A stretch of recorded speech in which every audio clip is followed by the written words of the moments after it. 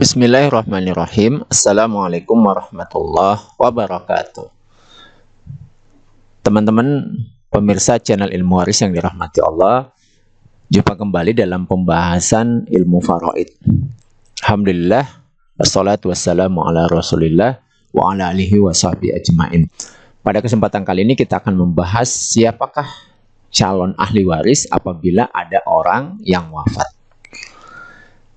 Dalam pembahasan ilmu faraid ya disebutkan bahwa asbabul miros salas ya. Jadi sebab mendapatkan harta waris itu ada 3 ya. Yang pertama nikah ya. Jadi siapakah calon ahli waris itu ya? Calon ahli waris itu adalah orang yang mendapatkan harta waris yang ada hubungannya dengan hubungan pernikahan dengan si mayit. Nah, oleh karena itu kalau kita ingin menetapkan siapakah calon ahli waris, pertama yang harus kita lakukan adalah orang yang mau kita bagikan harta warisnya itu kita posisikan dulu sebagai mayit. Nah, mayit ini adalah orang yang akan kita bagikan harta warisnya, yang kita sebut dengan mewaris atau orang yang mewariskan harta. Nah, siapakah calon ahli waris daripada si mayit ini? Yang pertama adalah orang yang terikat hubungan pernikahan dengan mayit. Jadi kalau mayitnya adalah perempuan, maka calon ahli waris yang pertama tentu saja adalah suaminya. Sebaliknya, kalau ada suami yang wafat, ya, maka calon ahli warisnya yang pertama adalah istrinya yang sah, yang terikat dengan hubungan pernikahan dengan mayit atau suaminya. Gimana kalau istrinya ada lebih dari satu? Berarti istrinya ini ada calon ahli warisnya dari posisi istri itu adalah lebih dari satu. Misalnya poligami ya, istrinya lebih dari satu. Yang pertama itu ya. Yang kedua adalah wala. Nah, wala itu apa? Adalah orang yang membebaskan budak ya. Nah, seandainya mayit ini dulu seorang budak lalu kemudian dibebaskan oleh orang lain ya, siapa yang membebaskan itu baik disebut dengan mu'tik atau mu'tikoh ya, laki-laki atau perempuan yang membebaskan seseorang yang tadinya budak sehingga menjadi merdeka. Maka ketika si budak tadi itu yang wafat itu tidak memiliki ahli waris lagi ya, maka hartanya diberikan kepada yang membebaskannya. Nah, ini zaman dahulu ya, dan inilah salah satu cara Islam menghilangkan perbudakan. Kemudian yang ketiga itu adalah sebab karena nasab. Nah, ini yang paling banyak ya. Jadi sebab nasab inilah yang paling banyak yang menjadi sebab seseorang itu bisa mendapatkan harta waris. Nah, siapa di antara mereka? Yang pertama adalah ayah kandung daripada mayit atau bapak ya, bapak kandung. Kemudian yang kedua adalah ibu kandungnya atau ibu yang melahirkan daripada mayit. Lalu kemudian kakek dan nenek dari jalur bapak.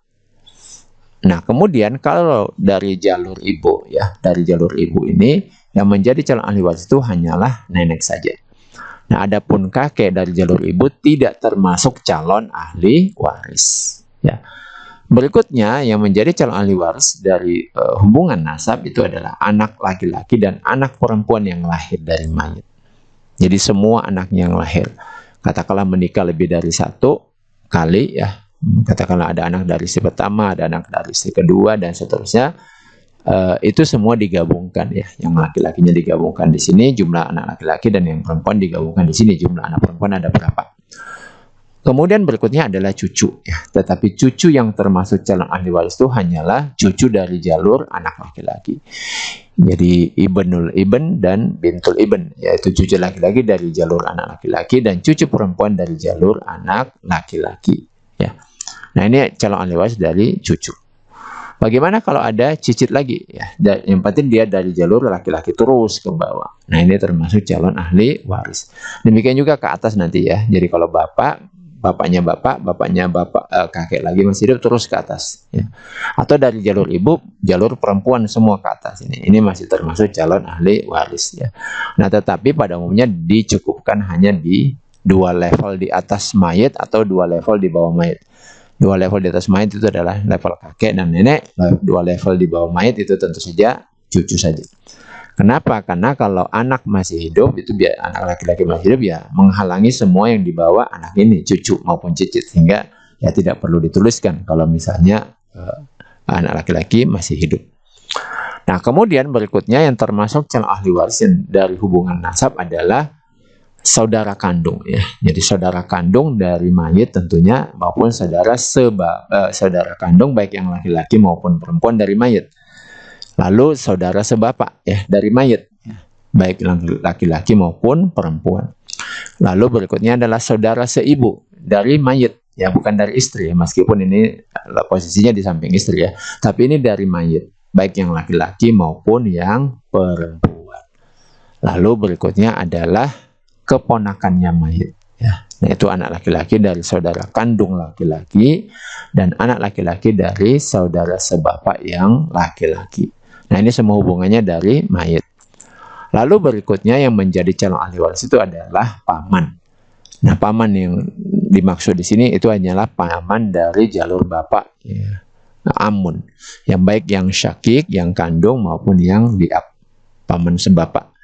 Lalu kemudian anak laki-lakinya paman kandung maupun anak laki-lakinya paman sebapak. Nah, ini anak laki-laki dari paman ini dengan mayit tentu saja adalah sepupunya. Kalau yang ini adalah keponakannya ya, seperti itu. Nah, inilah calon ahli waris apabila ada seseorang yang wafat. Jadi posisi suami atau istri ini adalah kita posisikan sebagai calon mayit ya. Nah, kita coba buat pengaplikasiannya ya, penerapannya. Jadi contoh kasus misalnya ada seseorang laki-laki yang wafat. Maka laki-laki yang wafat ini kita posisikan langsung sebagai mayit ya. Maka dia adalah suami.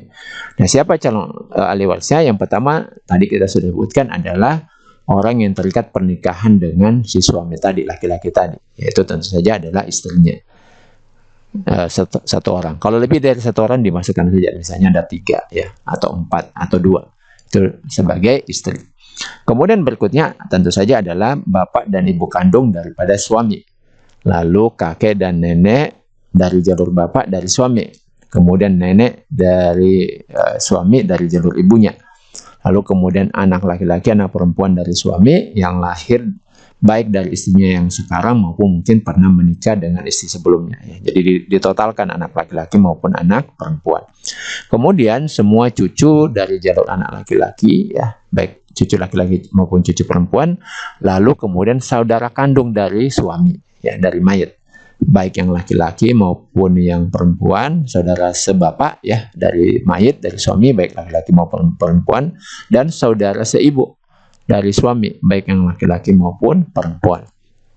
Nah, kemudian tentu saja keponakannya, ya anak laki-laki dari saudara kandung laki-laki, kemudian paman, ya baik paman kandung maupun paman sebapak dan juga sepupunya. Nah, seperti itu. Nah, kita tidak memasukkan laki-laki atau perempuan yang membebaskan budak karena realitas sekarang ini sudah tidak ada. Nah, inilah calon ahli waris dari suami ya, kalau suami yang wafat. Nah, bagaimana kalau istri yang wafat? Nah, tinggal ditukar saja. Berarti istri yang menjadi mayit di sini adalah suaminya. Maka selanjutnya semua hubungan yang lain ini, hubungan nasab dikaitkan dengan si istri karena istri yang wafat. Jadi kalau istri yang wafat tentu saja bapak dan ibu kandung daripada istri dan seterusnya ya, anak laki-laki perempuan dari istri. Kemudian saudara kandung, saudara sebapak, keponakan, paman dan sepupu dari istri, nah istri yang mayit ya. Nah, sekarang pertanyaannya bagaimana kalau ya yang wafat itu adalah seseorang yang belum menikah tetapi dia memiliki harta ya, sehingga terpenuhilah rukun waris. Misalnya ada seorang mahasiswa nih, mahasiswanya ternyata dia seorang wirausahawan ya dan memiliki harta. Kemudian belum menikah lalu meninggal atau wafat. Ya, sehingga terpenuhi rukun waris. Dia wafat, ada harta, lalu kemudian ada ahli waris, lalu kemudian dia muslim dan tidak ada yang menjadi mani'ul irs atau mawani'ul irs atau pencegah atau penggugur hak waris. Nah, lalu siapa yang menjadi ahli warisnya? Pertama kita posisikan dulu dia sebagai mayit. Nah, karena belum menikah tentu saja calon ahli warisnya ya tidak ada dari istri ya. Maka tentu saja tidak ada istri dan juga otomatis tidak ada anak. Maka langsung kepada kedua orang tuanya, bapak dan ibu kandungnya, kemudian kakek dan nenek, ya, baik dari jalur bapak, kakek dan nenek, kemudian dari jalur ibu hanyalah nenek saja. Karena belum menikah otomatis tidak punya anak, ya, maka berikutnya langsung kepada saudaranya, ya, baik yang kandung, sebapak maupun seibu, termasuk keponakannya, ya, pamannya, dan juga sepupunya. Gitu ya. Jadi inilah calon ahli warisnya. Nah, lalu siapa yang mendapatkan harta waris? Nah, ini nanti ada pembahasan berikutnya tentang penghalang waris, ya. Nah, nanti silakan dicek video yang lain yang ada di channel ini tentang penghalang waris, ya. Jadi ada namanya konsep al-hajbu, ya. Jadi kalau dalam pembagian harta waris, apa yang ada di sini tuh masih kandidat calon ahli waris. Apakah nanti dapat harta waris atau tidak? Nanti dilihat apakah ada penghalang warisnya atau tidak. Nah, untuk ini akan dibahas di video yang lainnya.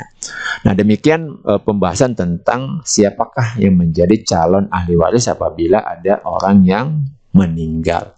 Demikian, semoga bermanfaat. Assalamualaikum.